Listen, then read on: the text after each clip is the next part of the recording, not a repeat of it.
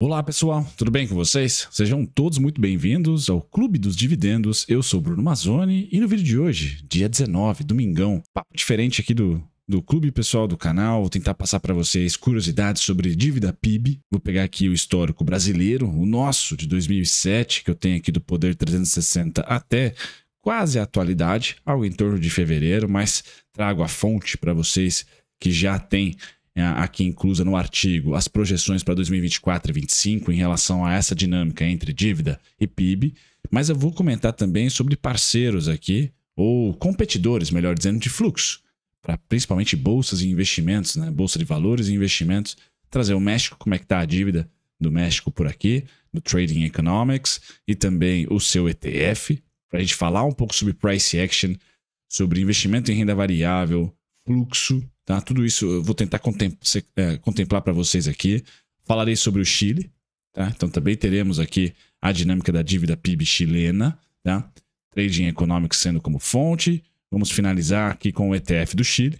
Tá? Alguns comentários sobre commodities, mas principalmente aqui, pessoal, esse vídeo vai ser curiosidade, né? Melhor dizendo, para tentar entregar para vocês que não é somente o fiscal, né, que faz preço num índice de um país específico, tá? Tem outras coisas que também fazem preço, e aí eu vou tentar explicar para vocês um pouquinho de ciclo e de tendência, tá? Tendência técnica, não da dívida PIB. E a gente vai terminar com o Brasil, o Ibovespa, alguns insights, o múltiplo do Ibovespa atual, tá? E o copo meio cheio, para quem está querendo investir mais em Ibovespa, mais em renda variável do que em renda fixa, ou seja, otimista para o ano, e também o copo meio vazio, quem é pessimista, tá? E quer de repente lucrar com a queda da bolsa, o que eu faria na ótica de investimento de renda variável. Não vou tocar aqui em renda fixa hoje, pessoal, falando de PCA mais 6, PCA mais 7, CDI, aquelas coisas todas. Não, hoje vai ser só aqui uma curiosidade da alavancagem dos países ou da dívida versus o PIB, tá?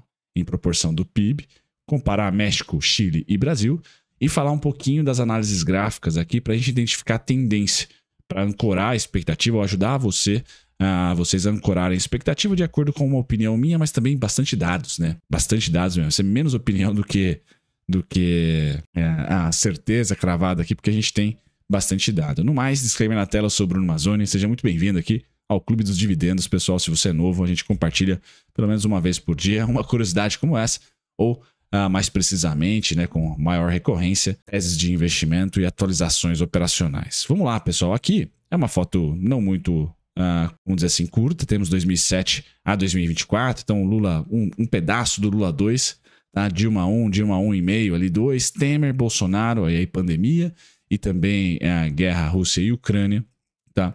E aí Lula 3. Bom, aqui esse gráfico é muito fácil, né? Visualmente muito bonito do Poder 360, fica tranquilo.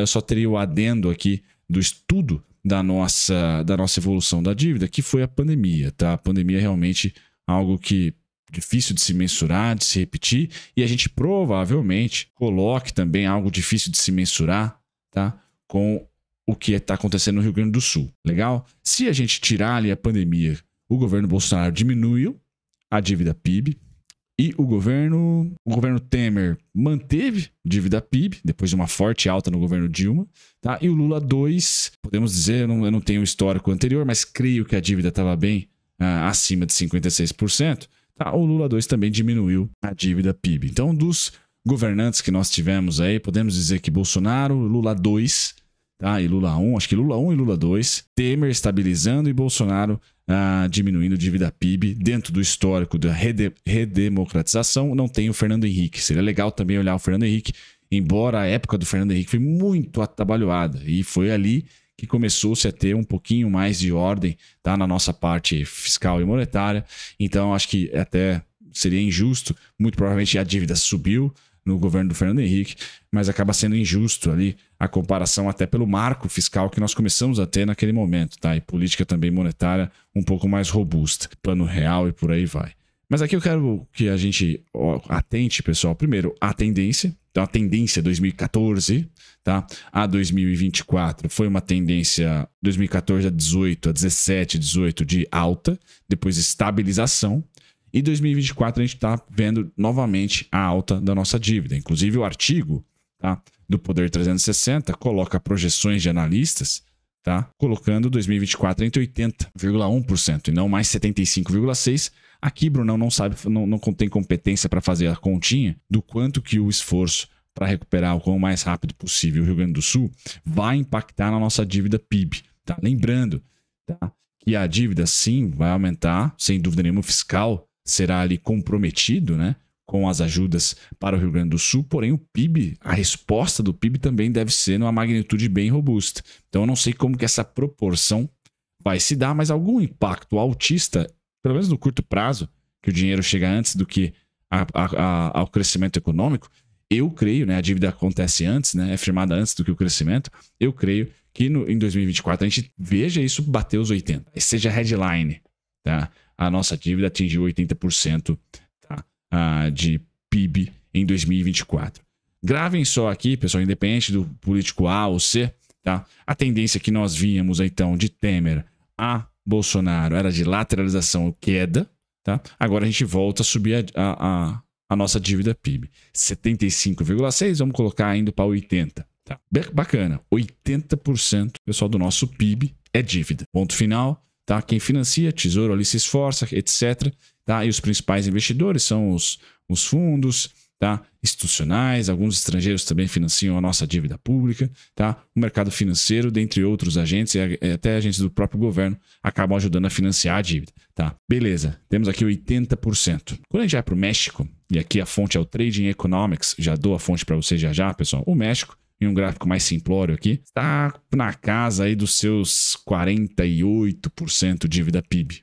Tá? E uma tendência, como vocês podem ver nesse gráfico, tá, de alta dentre 2012, tá, a 2016, depois estabilização e nova alta 2020, pandemia, então a gente, né, não conta muito, mas pós 2020 continua ali uma manutenção em níveis superiores a 2020, ao pré-2020, perdão, a 2019, 2018, tá? Mas o México tem aqui uma dívida estável hoje, tá?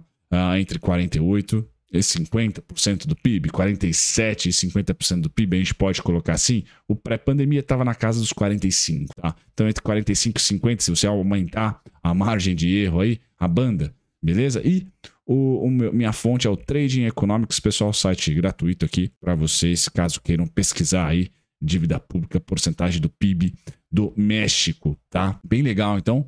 México muito mais vistoso, muito mais equilibrado na trajetória da sua produção econômica versus o crescimento da sua dívida, tá? Então aqui a gente tem um sinal que no fiscal é muito mais bonito do que o sinal brasileiro, tá? E aí então que o sinal brasileiro voltou a subir, certo? E é o dobro, já chegou, o dobro não, né? Mas já chegou a ser o dobro, tá? Se nós colocarmos 80% para o Brasil e 40% para o México, se o México conseguir ceder em algum momento, bom, tá? O Brasil tem o dobro de dívida que o México tem. Quando nós olhamos aqui, tá? Não vou entrar no mérito, pessoal, das idiosincrasias de México e Brasil, tamanho, governo, etc. Não, vamos só colocar os números, vamos ser pragmáticos. O investidor, então, só pelo fiscal, olharia para o México e falaria, não, investi lá. Em relação ao Brasil, não, tá bem melhor esse país. Tá bem mais tranquilo na parte fiscal, bem mais equilibrado, tá? Bom, como é que foi o price action do principal ETF do México negociado em dólar, né? O MSCI México, né? O EWW, tá? Bom, ele teve aqui a queda de 2008, tá? Natural em todos os ativos de risco. Recuperação em V, que teve o seu topo em 2014. 2014 fez um topo duplo, tá? E de 2014 a 2016 caiu. Caiu para aproximadamente metade de 2008, tá? Depois lateralizou 2016 até 2019, sem muita direção. E aí, pandemia, mais uma queda forte e recuperação em V, igualzinho a 2009, 2010. E estamos, tá, rumando para essa recuperação ainda em tendência de alta. O México, na atualidade, vou até apagar um pouquinho, o ETF, tá parecido com o Ibovespa, que rompeu máxima histórica recentemente, está lateralizando. Só que o México tem um mês de maio muito mais pujante do que o Brasil. Já vou mostrar o gráfico já, mas prestem atenção na tendência. Tá? Então nós estamos numa tendência de alta pós-recuperação de 2020, muito parelho com a tendência de alta que nós vimos em 2009 a 2014, 15 aqui para o México. Bacana? 2016 cedeu cedeu bastante e passou ali de 2016 a 2019, 2020 cedendo, tá? 2020 teve a forte queda por causa da pandemia. Bacana. Esse aqui é o México com seus 40, 50% de dívida PIB, tá? Bacana. Vamos pro Chile, tá? Chile, pessoal, um pouquinho menor do que o México, uma trajetória diferente, tá? Uma trajetória de crescimento de dívida no Chile, tá? Dívida PIB. Porém, esse crescimento tem no seu valor total uma menor condição do que do México. O México está lá nos seus 50%, 45%, né? Nessa banda, enquanto que o Chile vem subindo, tá? Ano a ano, vem crescendo a sua dívida PIB. Porém, a atual, né, não bate ainda os 40%, tá? Muito próxima dos 40%, tá? Créditos novamente para o Trading Economics, tá? Então, a dívida é 38,2%, tá? 38,2% do PIB é a dívida do Chile, tá? Mas a trajetória, veja, vocês podem entender que a tendência na análise técnica aqui é de alta da dívida PIB. Então, apesar do valor total ser menor, a condição é mais tranquila, a gente pode especular sem... vou mostrar o gráfico do Chile já, do ETF. A gente poderia especular que muito provavelmente, via fiscal, os investidores iriam preferir, de repente, o México, tá? Pela dívida estável em relação ao PIB. Já o Chile, ou você acha que o PIB está negativo e a dívida se manteve, e aí a dívida PIB aumentou, ou simplesmente a dívida está crescendo mais do que o PIB. É o caso do Chile aqui. Então, essa tendência, talvez, na minha opinião, seja mais importante do que o valor cheio, que é 38,2%. O México está com 49,1%. Então, quando a gente olha o gráfico do Chile, nós temos um gráfico um pouco mais doloroso. Um pouco não, bem mais doloroso do que do México, tá? Então aqui, pessoal, vamos dizer assim, um insight de análise gráfica, mas que não necessariamente é para trading, é só para analisar gráficos econômicos, né, macroeconomia. Tendência importa mais do que o valor nominal.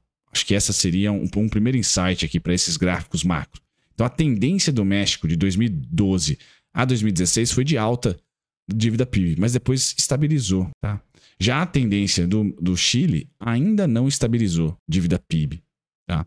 Então o Chile meio que ficou para trás, a gente poderia colocar, e o gráfico reflete isso, tá? Reflete isso. Então, via fiscal, o Chile vem piorando já há uma década, vamos assim dizer.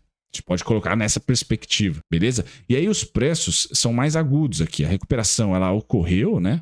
De 2008 em diante, em V, fez topo aqui, ó, muito parecido com o Brasil, em 2011 e não em 2014, como o México, tá? E já de 2011 até 2016, o Chile, pessoal, retornou praticamente a 50% de 2008. Aí a recuperação em 2016 foi aguda, tá? Forte, até 2018.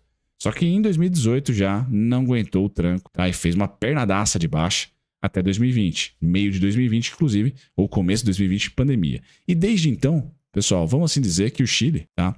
Em relação à pandemia, houve uma melhora forte, tá? Mas em relação ao seu histórico da última década, é um ativo muito ruim. Diferentemente do ETF do México, o Chile tem performance negativa na última década. Já o ETF do México, tá? Tem performance positiva na última década. Brunão, você pode comentar em casa e com razão. Pô, você está olhando aqui os ETFs nominais, né? Sem o impacto da inflação. Tudo bem, certo? Olhar a inflação também é bem importante. Beleza, pessoal? Para ver aqui o retorno real, realmente, de um dos ativos de risco, certo? Não adianta nada ver o Merval, que é o índice da Argentina, e o retorno que ele teve, sem descontar a inflação. Você vai achar que o Merval é a melhor bolsa do mundo, né? Então, as inflações têm que ser observadas, certo, pessoal? Aqui vai faltar esse dado para vocês. É um estudo que vocês podem ter em casa, tá? Como adendo desse vídeo aqui. O que eu quero trazer para vocês, então, é que tendência é mais importante do que valor nominal, tá? Chile, uma performance bem pior do que a performance do México, legal? Aí vamos para o Brazuca. Brazuca, pessoal, uma performance muito parecida com o México. Muito parecida com o México. A diferença é que nós fizemos topo, tá? Em 2010, muito parelho com o topo pré-2008, pré-crise. Enquanto que Chile e México, foram bem além de 2008, tá? Só que o pulo do gato do Brasil veio em 2016, tá? Onde ele subiu muito mais do que 2008, coisa que o Chile não conseguiu, tá? E aí aqui, a partir de 2016, a gente meio que ficou mais parecido com o México, tá? Mais parecido com o México, tá? E agora a gente tá bem parelho, inclusive, né? Tentando romper máxima histórica e lateralizando. Maio é um mês mais bonito para o México do que para o Brasil, mas para o Brasil também não tá feio, né? Tá ali num lenga-lenga, num caranguejo. Literalmente num caranguejo o Brasil está. E eu nem preciso dizer, finalizo, né, que com a volta ao primeiro slide, nós temos aí muito mais dívida em relação ao PIB do que México. Duas coisas para finalizar antes de eu falar do nosso PL e entrar aqui em estratégia, para você que quer operacionalizar essa curiosidade do vídeo, por exemplo. Tá. Duas coisas então. A primeira, tendência importa mais do que valor nominal. Acho que isso é importante, pessoal. Então o Brasil, caso ele volte, tá, a ter governos de alta, mas principalmente aqui Lula 3, como nós estamos em 2024, tem 2024, 25, 26, né? 3 anos de tendência de alta na sua dívida, pessoal. Eu acho que 2024 a gente, por tudo que está acontecendo no Rio Grande do Sul, talvez o mercado não seja tão pegajoso assim com o aumento ou a degradação do fiscal, tá? Creio, não sei se isso que vai acontecer, mas 2 anos de alta da dívida, pessoal, o Brasil pode performar pior do que os seus pares, tá? Talvez não do que o Chile, porque o Chile também vê essa dinâmica subindo, mas com certeza não vai conseguir performar bem como o México tem potencial, por exemplo, de performar bem, o EWW, tá? Então você em casa, tendência do Brasil, volta a crescer mesmo sem o fato do Rio Grande do Sul ter ocorrido, então isso é importante. O mercado já começou a dar uma trava. Um dos detratores do Ibovespa, tá, em 2024 é a curva de juros americana, é o macro internacional, foi até abril. Maio as coisas começaram a melhorar internacionalmente, tanto em commodities como também em dados macroeconômicos dos Estados Unidos. Então hoje, tá, ou mais recentemente, a gente pode pôr aí na conta fiscal a renovação da meta superávit para 0 a 0, não mais superávit.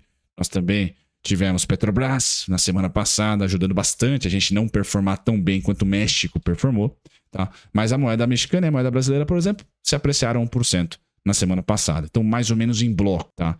É bem importante que a gente estabilize, tá, em 2025 esse tal crescimento, que venha mais PIB do que dívida, tá? Ou que a gente mantenha um PIB desacelerando, mas ainda aquecido, né? 2,5, 2 ponto alguma coisa, mas consiga, de alguma maneira, estabilizar a trajetória da dívida. Há essa necessidade, pessoal, para acreditar numa bonança forte, tá? Por quê? Na minha opinião, lá é opinião agora. Em 2018, 2016, 2017, pessoal, nós não necessariamente tivemos uma estabilização da dívida, assim, gigantesca, mas tivemos um sinal. Pré-pandemia, né? Esses pontilhados aqui, ó, a gente estava com 75, 73, né? Tava ali estabilizando.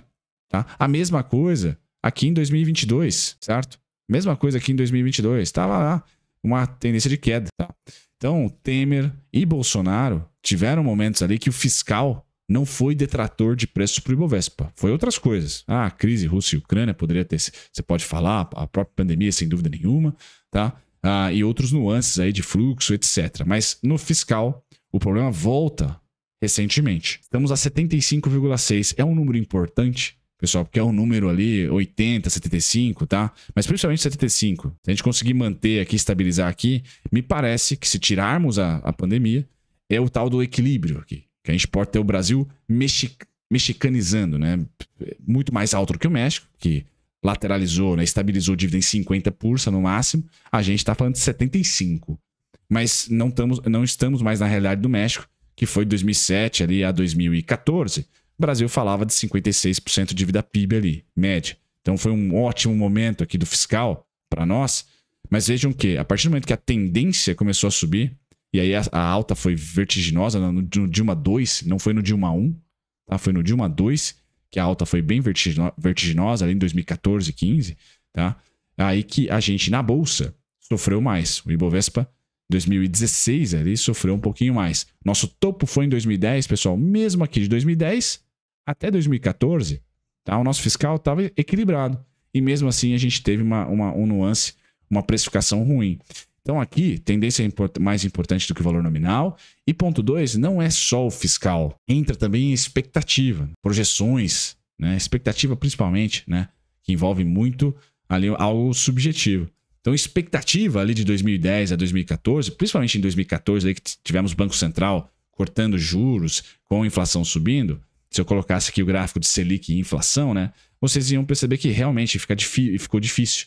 Tá? Commodities desabaram, várias coisas aconteceram. E o Brasil voltou aqui para as bases, tá? De 2008, muito parecido com o movimento do Chile. Tá? Então o Brasil mais parecido com o Chile até 2016 e agora na precificação mais parecido com o México. Porém, a gente precisa voltar em 2025 no máximo a falar de dívida PIB 75, 74, porque me parece que a estabilização, o melhor dos mundos, pessoal, não sei dizer qual é. Tá? Seria 50%, seria zero, óbvio, tá? Mas não sei qual que é o possível. Tem o melhor dos mundos e o possível. Agora, também ficar 100%, não digo bitolado, mas ligado como detrator ou inflator de preços à dívida PIB, eu acho que não. Tem mais nuances por aí. Tá? A inflação é um deles, sem dúvida nenhuma, crescimento econômico nem tanto. Mas a gente hoje, né, pode ter no curto prazo um sopro de alta, mas eu acredito que no médio o Brasil tem achado, e até via balança comercial, tá, que é uma coisa que ajuda aí um pouquinho o nosso fiscal,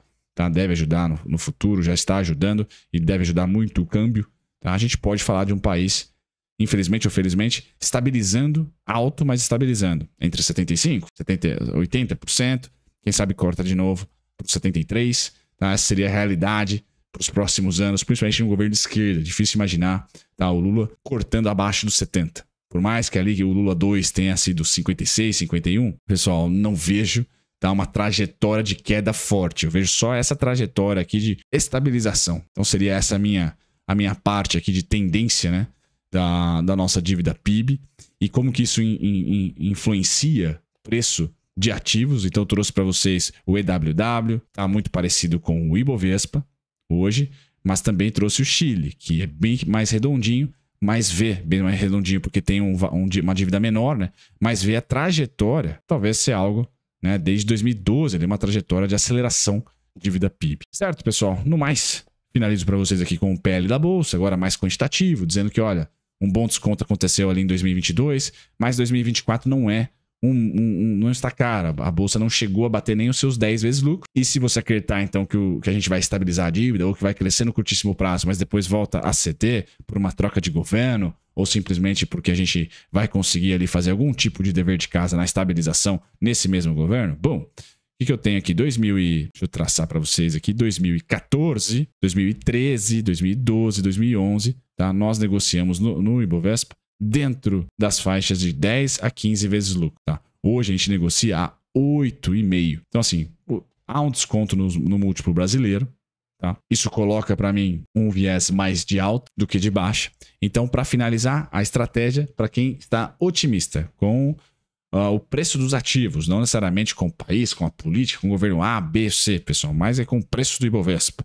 Tá certo? Petrobras, Vale, bancos e aí small caps em algum momento se os juros aliviar, tá? Eu tenho aqui a região de desconto da azul para baixo, tá? Então 124.536 para baixo, tá? Então nós tocamos essa região aqui entre março, abril e agora maio, tá fazendo mínimo. Então já esperava um movimento mais de alta para o Ibovespa, independente aí do cenário macro, tá? E essa alta, pessoal, tem os descontos a partir de 124.536, 123.390, que é praticamente a mínima, tá? E agora 121.256, que não foi tocado. Tá? Então, essas faixas todas são faixas de desconto que eu tenho para o Ibovespa para voltar a subir. Copo meio cheio, as melhores compras estarão lá, para você surfar até os 137.611, 141.520, tá? Que seria o nosso CDI. Né? Você está pegando ali o fechamento de dezembro e mandando bala em 10%, você teria ali 148, mais ou menos, tá? Em relação à precificação atual, né, do fundo do Ibovespa, 20% é a máxima ali, quem comprou bem. Tá? Então você vai estar falando de uma rentabilidade aí de quem comprou bem no final do primeiro trimestre de quase 20%, tá? Máximo. E para quem comprou em dezembro, no fechamento do ano, 10% seria ali 148. Eu que tenho esses alvos para o Ibovespa, do copo meio cheio. 137.600, 141.530, 146.189, 148.600. Bom, é isso. Tá? Copo meio cheio. Então, vendas de put do BOVA11 a partir do azul até os 117, pessoal, é dia para a gente voltar a subir. Tá? Essa tendência que nós fizemos aqui em 2023 de alta. Bacana? Agora, quem está com o copo meio vazio, tá? Qual que é a oportunidade que eu vejo para você nesse meio de ano? Estatisticamente, junho e julho são meses compradores. Então, se a bolsa subir, a primeira aposta que você pode fazer contra a bolsa, tá? E tem argumentos para isso, pessoal. A dívida PIB indo para 90%, tá? Você pode acreditar que vai ter crescimento de dívida PIB em 2024, 2025 e 2026, mais 3 anos, porque o governo não vai trocar, tá? Não vai ser trocado. Pelo menos a gente imagina que não, é só se rolar um impeachment. Então, você que está pessimista, eu teria as melhores apostas de venda contra a bolsa em 132, 127. Aqui eu compraria put, tá? Com o objetivo do Ibovespa, no mínimo, ceder até os 121, 256, 117, 119 aqui, tá? Então você pode, na minha opinião, ainda ter um dos melhores momentos para apostar contra a bolsa. Só não vejo sem maio. Ah, por quê, Bruno? Porque a gente pode ter corte de juros nos Estados Unidos, na Europa, tá? A gente deve ter um alívio aí de dados macroeconômicos, principalmente na parte de inflação norte-americana. Então, você acreditar ainda numa alta antes da queda faz mais sentido tecnicamente. Beleza, pessoal? Um vídeo aqui, né, de palavras ao ar, né, mas para trazer um pouco de contexto de como é a nossa situação versus os pares. 2 pares fortes aqui de competição de fluxo, que é México e Chile. Tá? Eu acho legal fazer essas comparações sempre. Um insight de análise técnica, o que importa mais é a tendência do que o valor nominal. Talvez eu consegui refletir isso para vocês um pouquinho nos ETFs, mas o dever de casa é vocês olharem as inflações, tá? Porque isso importa bastante, tá? Também a precificação de ativos de risco. E no final, um pouquinho de estratégia, né? Se você está de olho no copo meio vazio, eu acho que a partir dos 132 você pode apostar contra a bolsa.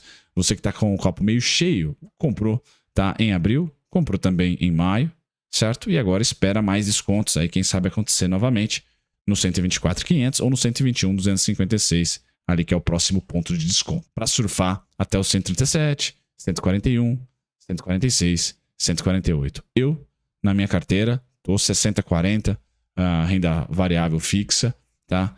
Porque tem bons produtos dos dois lados e tô com a expectativa que se houver rally, é nesse momento, pessoal, entre abril e maio, que já foi, né? Maio agora tá indo, junho e julho, meses de alta. Agosto, aí já vejo como um mês um pouco mais complexo, certo? No mais, fico por aqui, um grande abraço, até o próximo vídeo. Tchau, tchau.